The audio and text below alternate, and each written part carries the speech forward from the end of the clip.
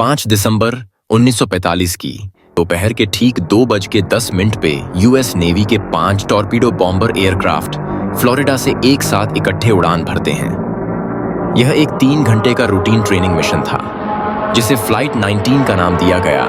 इस ट्रेनिंग में अलग अलग 5 विमानों में 14 क्रू मेंबर्स हिस्सा ले रहे थे और उनके फ्लाइट लीडर थे लेफ्टिनेंट चार्ल्स कैरोल टेलर, जो एक अनुभवी पायलट थे। ये 5 प्लेन्स फ्लोरिडा से पूर्व की तरफ उड़ान भर रहे थे। उस वक्त तो सब कुछ सामान्य था। मौसम साफ था, खिलखिलाती धूप थी। लेकिन टेक ऑफ के 2 घंटे बाद उनके स्क्वाड्रन लीडर की कंपास ने अचानक काम करना बंद कर दिया।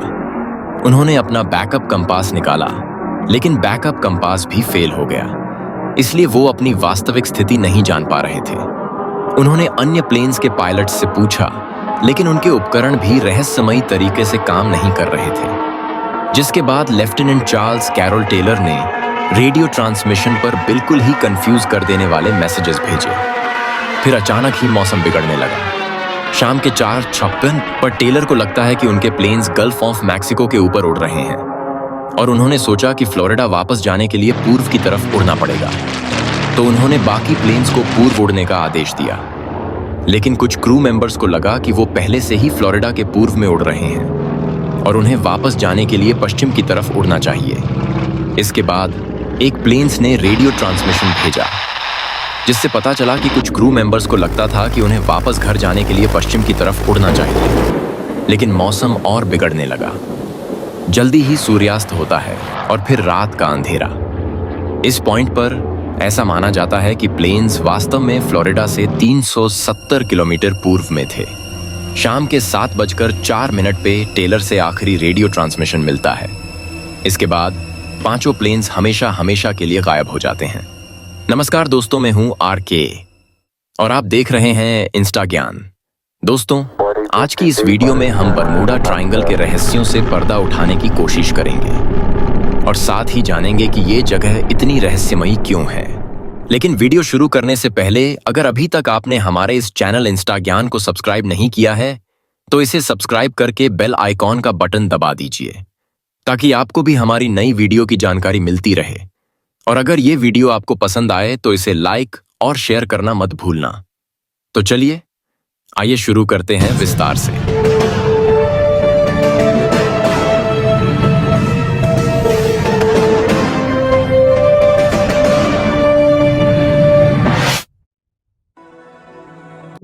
दोस्तों, उन 5 प्लेन्स के लापता होने के इतने सालों बाद आज भी हमें उन 5 प्लेन्स का अभी तक कोई सुराग नहीं मिला।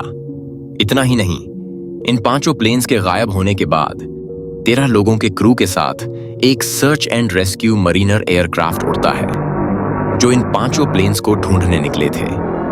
लेकिन उन्हें ढूंढते वक्त वो भी अचानक गायब हो जाते हैं। पहले फ्लाइट 19 के 14 लोग गायब हुए और फिर Mariner search and rescue aircraft के 13 लोग। इसके बाद कई दिनों तक दोनों फ्लाइट्स को ढूंढने के लिए एक large scale air and sea search operation चलाया गया, जो उस समय का सबसे बड़ा सर्च ऑपरेशन था। लेकिन फिर भी कुछ नहीं मिला। ना किसी व्यक्ति का शरीर, ना किसी एयरक्राफ्ट का हिस्सा और ना ही कोई रेडियो संकेत। कुछ भी नहीं, सब कुछ गायब हो गया था। ऐसा लग रहा था या तो उन्हें जमीन निगल गई या फिर आसमान खा गया। दोस्तों, समुंदर के जिस हिस्से में ये सभी प्लेन्स गायब हुए थे, आज हम उस एरिया को बरमूडा ट्रायंगल के नाम से जानते हैं। आज भी कई लोगों का मानना है कि बरमूडा ट्रायंगल के उस हिस्से में कुछ तो गड़बड़ है, क्योंकि इस हादसे के अगले 50 साल बीत जाने के बाद आज भी यहां अब तक 3000 के आसपास शिप्स और 100 से अधिक प्लेन्स एक अजीब स्ट्रेच ऑफ वाटर में गायब हो जाते हैं, जो अटलांटिक ओशन में है। यहां तक कि कई लोग इसे डेविल्स ट्रायंगल के नाम से जानते हैं, एक इंट्रिग, लीजेंड और फियर का सोर्स। ये है बरमूडा ट्रायंगल। ये एक समुंदर का बहुत ही मिस्टीरियस हिस्सा है। इस हिस्से में जो भी एयरक्राफ्ट्स और शिप्स गायब होते हैं, वो फिर कभी दोबारा नहीं मिलते। यह एरिया यूएसए के फ्लोरिडा, प्योर्टो रिको और ऊपर बरमूडा देश के बीच में है, जो मिलकर एक त्रिकोणीय एरिया बनाते हैं। ओवरऑल यह एरिया 5 लाख स्क्वायर माइल्स से भी ज्यादा फैला हुआ है।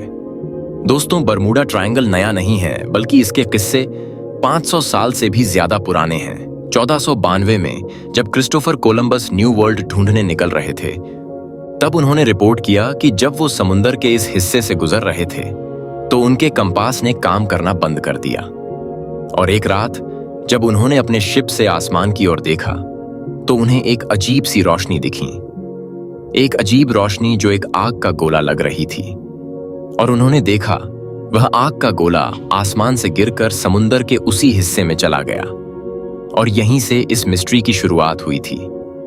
अगले कुछ युगों में इस एरिया को कई नाम दिए गए, जिसमें the graveyard of the Atlantic, the sea of doom, Sargasso graveyard काफी मशहूर है, जो 18वीं और 19वीं सदी में बहुत ही उपयोग किए गए थे।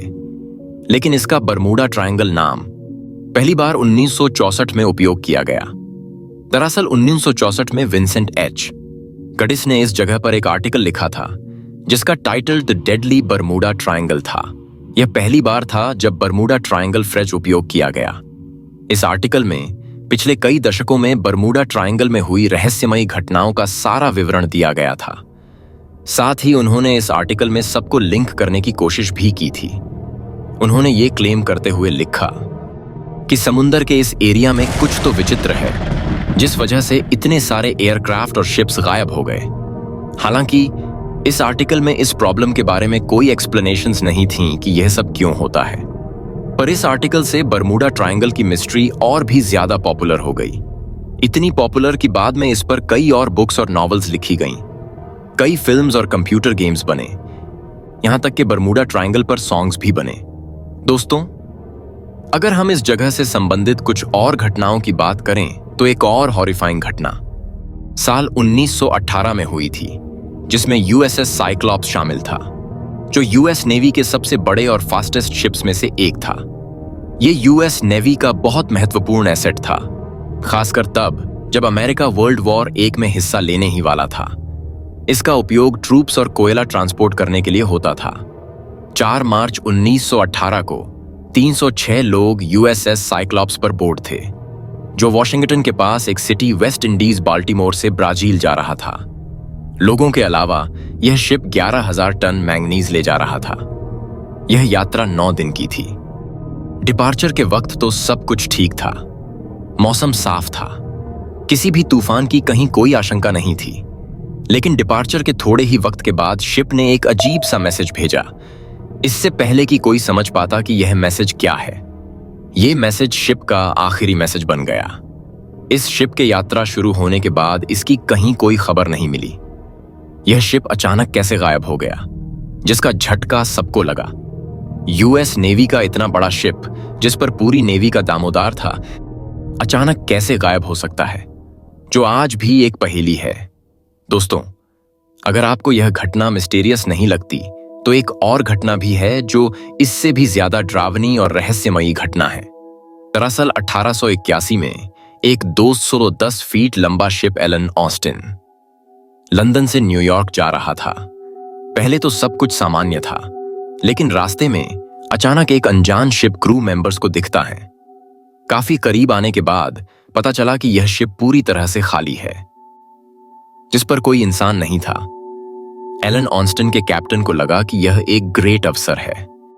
उन्होंने अपने क्रू के कुछ लोगों को खाली शिप में भेजा और आदेश दिया कि उन्हें उस शिप को न्यूयॉर्क लेकर जाना है। और जब एलन ऑस्टिन के क्रू उस शिप को अपने शिप के साथ बांध कर ले जाने लगे, तो वो शिप अचानक ही अपने आप गायब हो गया। कैप्टन और क्रू ने चारों तरफ उस शिप को ढूंढा, लेकिन कहीं कुछ नहीं मिला। पर अगले ही दिन एलन ऑस्टिन क्रू को वो शिप वापस ठीक उसी जगह नजर आता है। लेकिन इस बार कैप्टन अपने क्रू के कुछ लोगों को उस खाली शिप में भेजता है और उन्हें आदेश देता है कि इस बार वो उस शिप को चलाकर न्यूयॉर्क लेकर जाएं। पर थोड़ी देर बाद वो शिप फिर से गायब हो जाता है और एलन ऑस्टिन का क्रू भी उस शिप के साथ हमेशा हमेशा के लिए गायब हो जाता है। दोस्तों, बरमूडा ट्रायंगल की कई अलग अलग कहानियां और थ्योरीज भी हैं, जो बरमूडा ट्रायंगल के राज को और भी गहरा करती है। जिसमें से एक थ्योरी गल्फ स्ट्रीम और रोग वेव्स की है। ये करंट्स जो बरमूडा ट्रायंगल के एरिया में होते हैं, बड़ी और खतरनाक वेव्स क्रिएट करती हैं। ये वेव्स छोटे छोटे बोट्स को उठा के फेंक सकती हैं और उसके बाद तुरंत उन्हें सिंक भी कर सकती हैं। इसके साथ मीथेन हाइड्रेट नाम की एक थ्योरी और भी है। इसके तहत बरमूडा ट्रायंगल के वाटर में लगातार भारी मात्रा में मीथेन गैस रिलीज होती रहती है, जो वाटर की डेंसिटी डिक्रीज कर देती है, जो शिप्स को जल्दी सिंक कर सकती है। इसी के साथ यहाँ मैग्नेटिक अनोमलीज हैं जो बरमूडा ट्रायंगल के एरिया में कंपास का मालफंक्शन और डिसओरिएंटेशन कॉज कर सकती हैं, जिसकी वजह से जहाजों और विमानों का नेविगेशन सिस्टम फेल हो सकता है। और सबसे कॉमन थ्योरी मानव त्रुटि है। दोस्तों, मिस्टेक्स, मिसकम्युनिकेशन और खराब मौसम भी प्लेन्स और शिप्स के गायब होने के कारण हो सकते हैं। लेकिन कुछ लोग मानते हैं कि यहाँ एलियंस और पैरानॉर्मल एक्टिविटीज बहुत बड़ी संख्या में होती रहती है, जो बरमूडा ट्रायंगल में इन घटनाओं के लिए जिम्मेदार हैं। टाइम वॉर्प्स एंड ऑल्टरनेट डायमेंशंस भी कुछ थ्योरीज हैं। कुछ लोग बिलीव करते हैं कि यहाँ प्लेन्स और शिप्स अपने आप एक ऑल्टरनेट डायमेंशन में चले जाते हैं। और अटलांटिस के डिस्ट्रक्शन नाम की भी एक स्टोरी है जो अंडर वाटर वॉर्टेक्सेस और मैग्नेटिक एनर्जीज क्रिएट करती हैं, जो बरमूडा ट्रायंगल के एरिया में है। दोस्तों, बरमूडा ट्रायंगल का रहस्य हमेशा से इंटरेस्टिंग रहा है, जो हमेशा से ही लोगों को आकर्षित करता रहा है, और यही आकर्षण हमारी फैसिनेशन और क्यूरियोसिटी का सोर्स बनता है। दोस्तों, तो आपको क्या लगता है कि क्या सच में कभी बरमूडा ट्रायंगल के रहस्य सॉल्व किए जा सकते हैं, या फिर ये हमेशा के लिए अनसॉल्व्ड ही रहेंगे? अपने थॉट्स और कमेंट्स नीचे कमेंट सेक्शन में जरूर लिखें। आज की वीडियो में बस इतना ही। अगर आपको ये वीडियो पसंद आई तो इसे लाइक और दूसरों के साथ शेयर करना ना भूलें। साथ ही ऐसी और भी ज्यादा इंटरेस्टिंग वीडियोस के लिए हमारे इस चैनल इंस्टा ज्ञान को सब्सक्राइब जरूर करें, ताकि आपको हमारी नई वीडियोस की अपडेट मिलती रहे। जल्द ही मिलते हैं एक और नए और इंटरेस्टिंग टॉपिक के साथ। तब तक के लिए अपना ख्याल रखें। धन्यवाद।